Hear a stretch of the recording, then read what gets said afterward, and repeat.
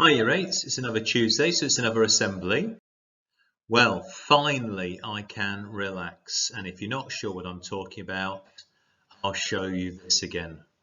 So after 30 years, so since just before my 21st birthday, I have been waiting for that result for Liverpool to once again be top of the tree in terms of the football. Now, bizarrely, that actually happened on my birthday as well, which is doesn't usually happen many seasons. In fact, by winning the Premiership with on Thursday, they became the team to break records for both the earliest and latest win at that level.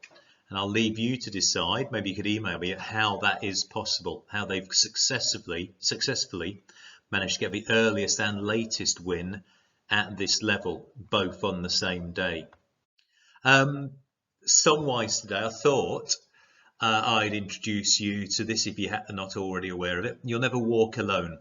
It's the song that Liverpool fans sing, but why do they sing it? Why do they sing a song written by Rodgers and Hammerstein? Why do they sing a song, the Liverpool fans, by a pair of gentlemen who wrote things like The Sound of Music, South Pacific, Oklahoma, and Carousel, a musical that originally in 1945 they wrote You'll Never Walk Alone for. So that's where it comes from originally, a 1945 musical. Now in the 60s, a band called Gerry and the Pacemakers were very big in Liverpool. They were part of the Merseybeat movement, and they recorded as well. And it's a fairly emotional song. I mean, even in the musical, it's a no. I don't know if you're thinking of watching it. The film was made in 1956. Why not treat yourself? Be fair to say, the two moments when it's sung are fairly emotive moments. Okay, there's a fairly weepy, but I guess happy musical. But they picked it up and they were playing it, and allegedly gave a copy of their record to this gentleman, who is Bill Shankly, who was the manager of the Liverpool football team at the time.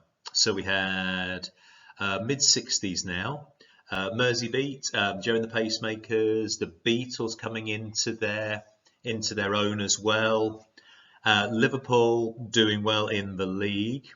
Now, he persuaded the stadium people to play it, or another version of the story is the people in the stadium always played the top 10 songs of that week before the match started, and the fans on the Kop sang it and sang it and sang it, and it became a theme tune for them, became almost like an anthem. So much so that when they built the Shankly Gates, when Shankly was commemorated with some building work at Liverpool, the words of the song were incorporated into the metalwork of the Shankly Gates.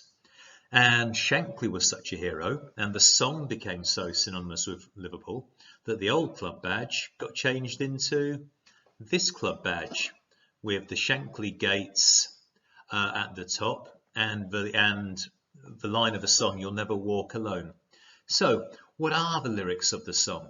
Well, you can read them there on the side, can't you? When you walk through a storm, hold your head up high and don't be afraid of the dark.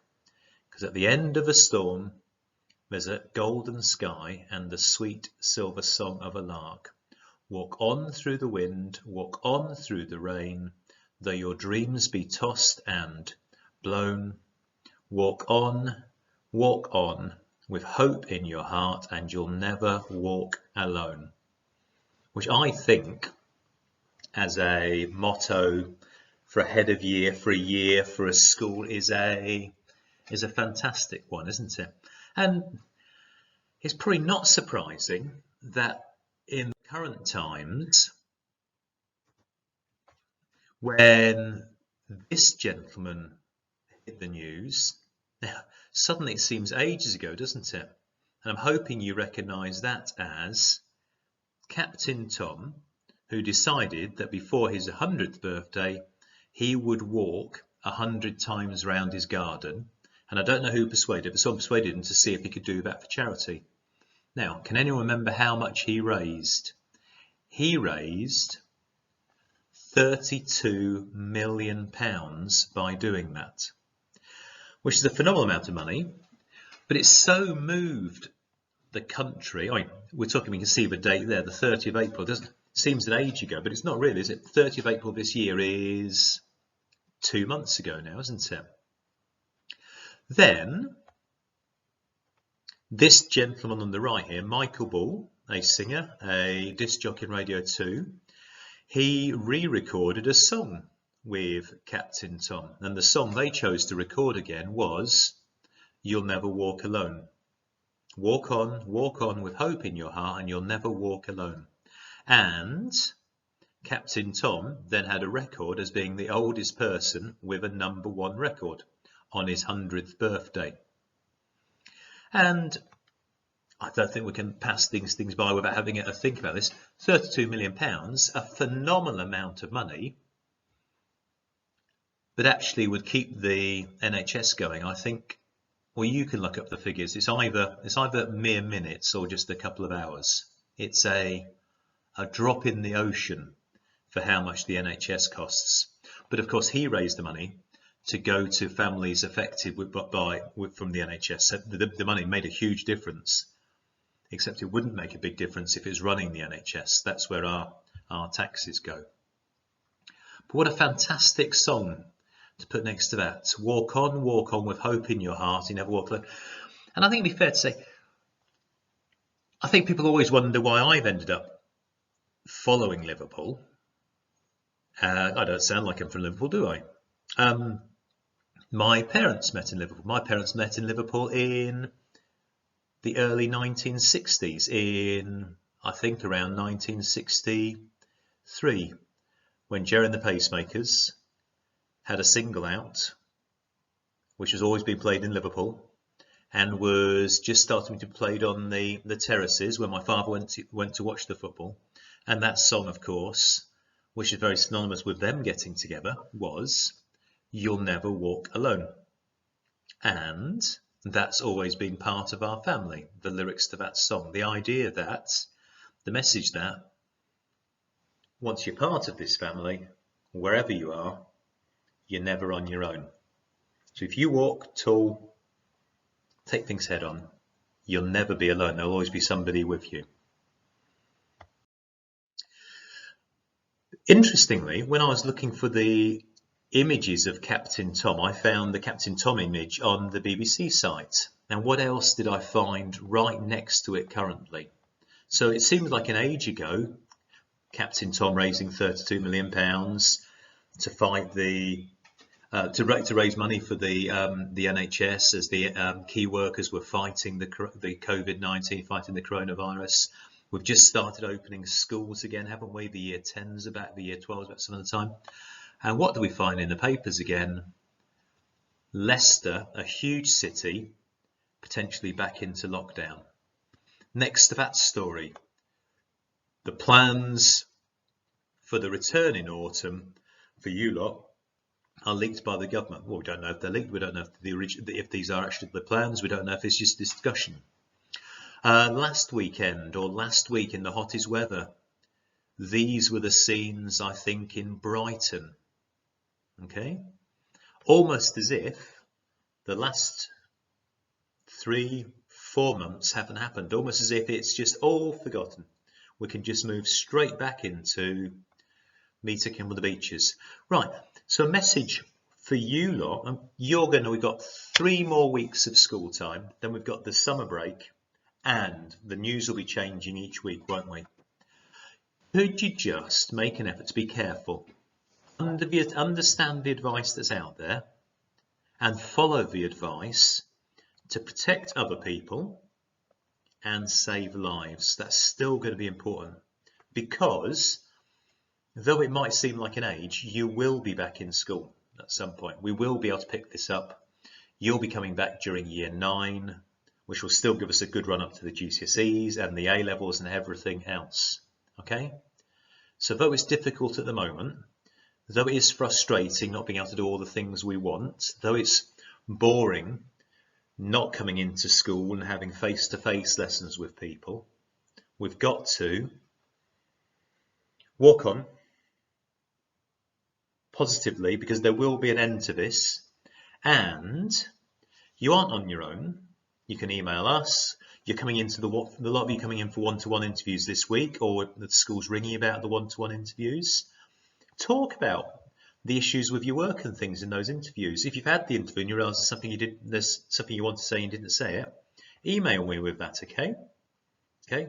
But just remember that as irritating it is now and frustrating, come September, October, November, we will be back to being in school and being taught properly, and then we'll have a good run up to the GCSEs. But if people don't follow the advice, if we have scenes like this, we might end up being stuck back like this for a while longer. Right. Often suggest a song to listen to. Right. By all means, listen to the hundreds of different versions of You'll Never Walk Alone, whether it's the original soundtrack of the 1956 musical. There's 2 versions on that, whether it's Jerry and the Pacemakers, whether it's Elvis Presley, whether it's a Mumford from Mumford and Sons, whether it's the Dropkick Kennedys, I think they call. There's punk versions, there's rock versions, there's folk versions, there's fantastic versions. But what I would like people to try and listen to is on April I think it was the 18th, 1990, Liverpool last won, before this time, the First Division. Number 1 at the time was Madonna with a song called Vogue. At number 2, there was Alannah Myles of Black Velvet. At number 3 was the fantastic Paula Abdul with Opposites Attract.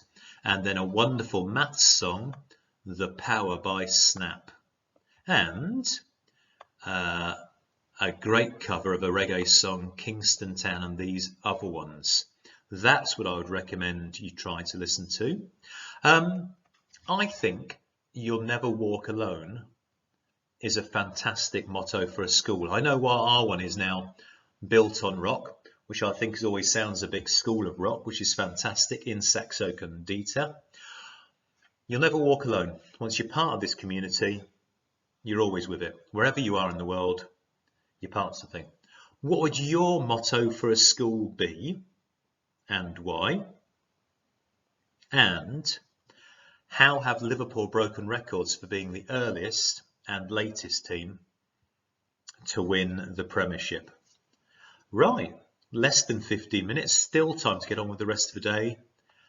Good luck, and if I see you in school for your one-to-one, say hi. Otherwise, email me to keep me up to date with what you're doing.